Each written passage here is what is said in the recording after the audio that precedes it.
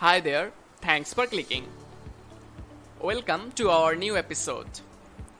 In this episode, we are going to learn how we can replace the most common word with another similar word. Today, we have a common word, next. In our daily life, we use the word next many times.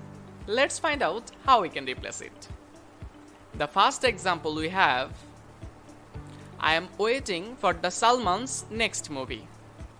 Instead of that, you can say, I am waiting for the Salman's upcoming movie. Example 2. The school is next to the bank. Instead of that, we can say, the school is closer to the bank. Example 3. He is the next manager of our team. Instead of that, we can say, he is the succeeding manager of our team. The last example we have, my next video will be more interesting. Instead of that, I can say, my following video will be more interesting.